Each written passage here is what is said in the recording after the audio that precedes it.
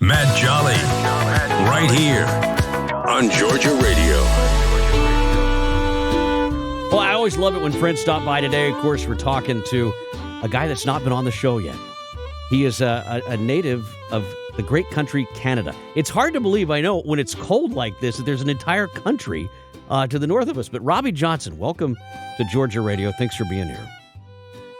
Well, thanks you, Matt. I'm very happy to be on Georgia Radio. Thanks for having me. I'm looking forward to this conversation. Well, one of my best friends is Canadian. He was a big radio guy up there for a long time.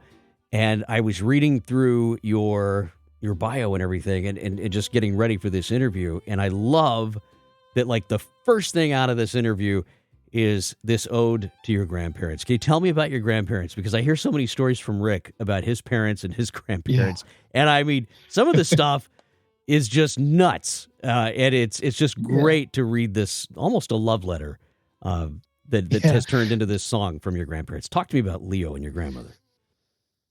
All right. They were amazing. I grew up in, I'm Canadian. I'm from Quebec, Canada. But I got to say, all my summers I would spend in Hartford, Connecticut. That's where my grandparents lived. And I would be there all summer playing on Putnam Street. My grandfather, Leo, he was a janitor.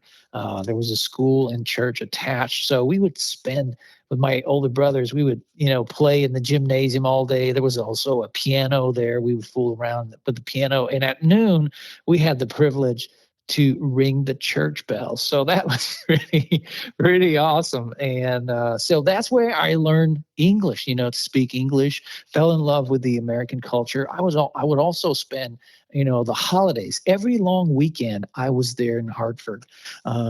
So it really influenced me. And my grandparents did so much for me, for us, for the family. My parents divorced. I was 5. My father abandoned us, started a new life, didn't tell us about it, got remarried. We didn't know it and all that. He was just sending, some money because the court ordered it, but he would never call, to ask how we were, if we needed shoes to start school or whatnot.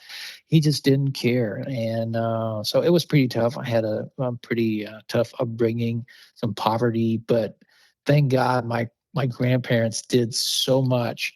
They worked multiple jobs, to be able to send us some money for the Christmas gifts, because they would send the money before, then we'd go there for Christmas and bring the gifts with us and all that.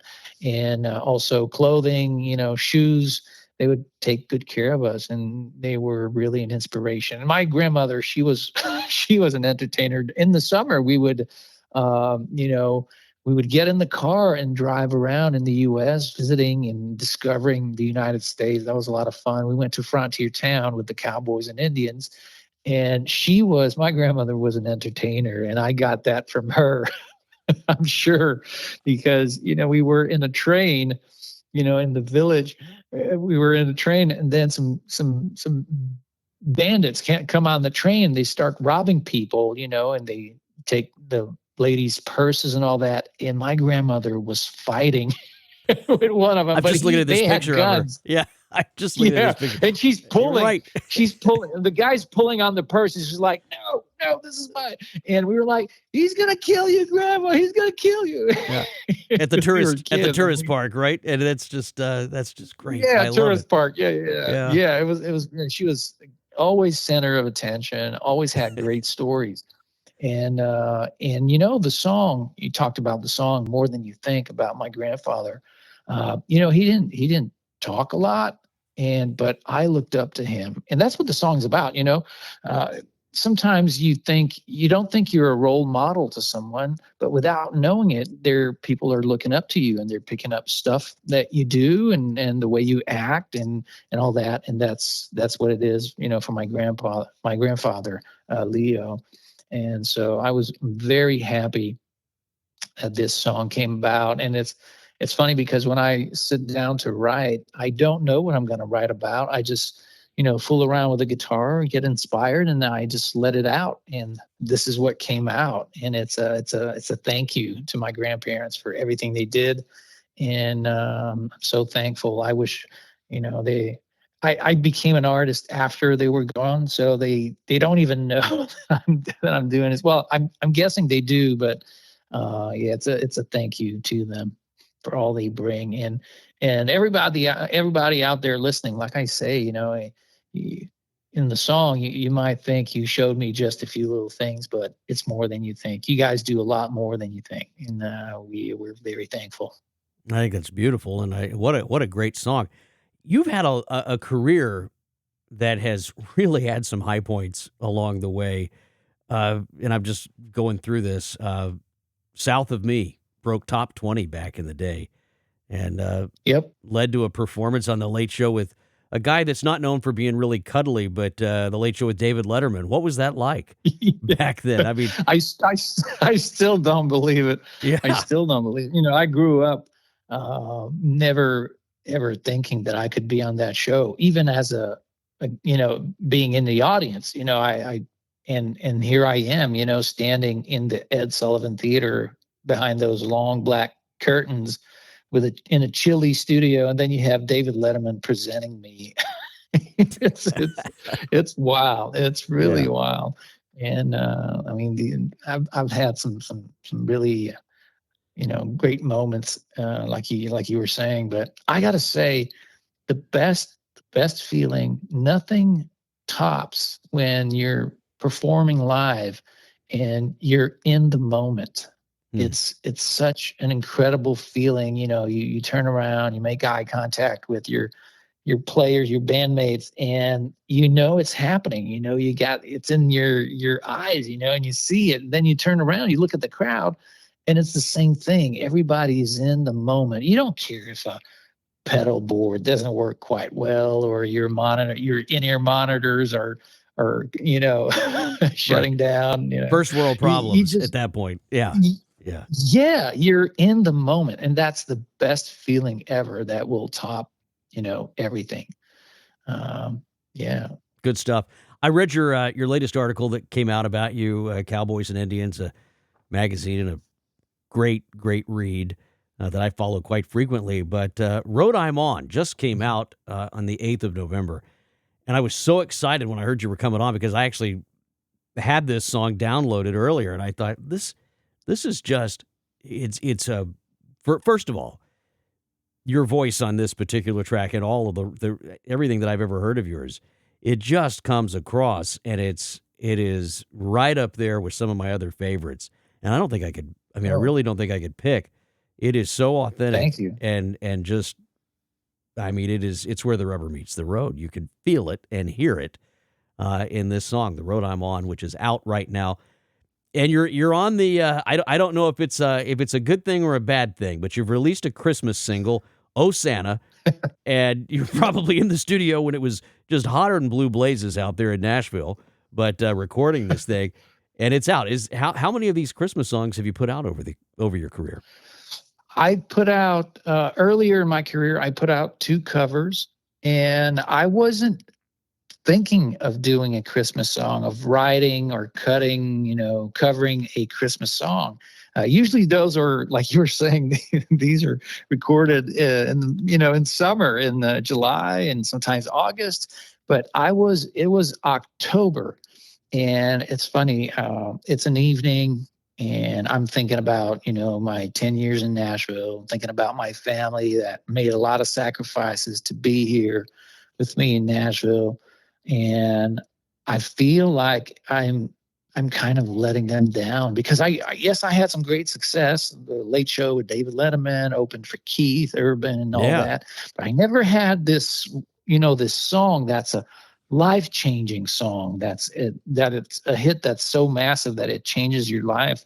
And so I went to bed upset, and I woke up the next morning with this gift, this Christmas song that I feel I didn't write. I feel like it was gifted to me. But I got so excited about this song, so I called my buddy Danny Rader, went to studio. We did a track of the song and all that, and excited and started going back home with the track in the car, started singing the song. And, when I woke up, I had the first lines of the song, but then I came up with the rest, and I wanted it to be a love song, and kissing under the mistletoe. But in the car, driving back home with the track from that we had just done with Danny, I'm singing over. And when I get to the chorus, the song falls flat. I'm like, oh, okay, so this is just an okay song. And so I got upset because I was thinking, man, this song is great. It's This is gonna the change one. our lives. Mariah Carey's going to protest at my door. Right. I mean, this is a big deal. Exactly. Yeah, you're Exactly. feeling it. And then it falls flat. But then it falls flat. So I go to bed again, being upset. But believe it or not, the next morning I wake up singing the new hook, the new chorus of the song, and everything falls into place. It doesn't want to be a love song. It's about Santa. It was always about Santa. And, reading the second verse, I'm like, yeah, the second verse was all about Santa. So everything fell into place. And now I got even more excited and called Danny back, to cut some real drums, add a saxophone, and Sam Levine did an amazing job. It's an iconic saxophone solo. And also the lovely ladies who did the background vocals, they were awesome. And I got to say, I cried in the studio afterwards. There you go. It was just that good. Big moment for me. Yeah, we're gonna burn it up here on Georgia Radio. Oh, Santa, we're getting ready. We're getting ready to throw the switch, and we're gonna start playing our Christmas music. We're gonna bring Vince Vance and the Valiants back.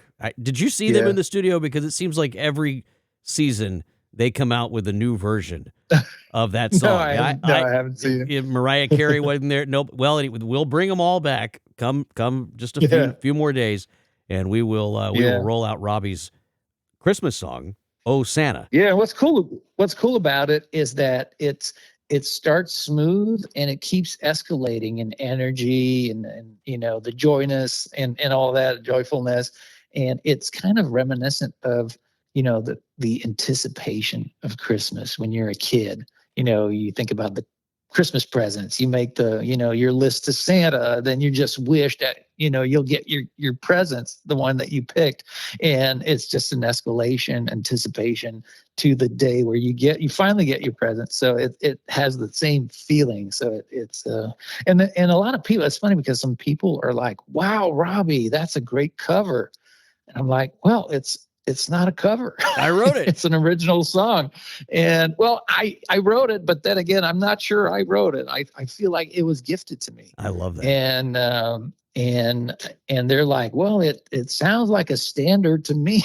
Yeah. Like, okay, well, thank you very much. I'm just going to throw this out there, Robby. I mean, there was a guy who played a solo on one of your albums at one point that has a pretty big Christmas show there in Nashville by the name of Vince Gill. And, you ought to just kind of throw that out there and say, hey, what do you think? How about you and Amy grab a cup of coffee or something for a few minutes and let's hear "Oh Santa"? I mean, it could happen. Yeah, I'm going to hold out hope. Yeah. That's a good idea. That's a good idea. Yeah, just put it out there. Scott, if you're listening, to this, there you go. Hey, but before we get out, are you playing if folks want to find you and see you live? Because I love that idea in the way you described your live shows. And I've heard through the grapevine that these things are just next level. So I'm going to have to get out there and see you too. Where can folks find you and follow along with you?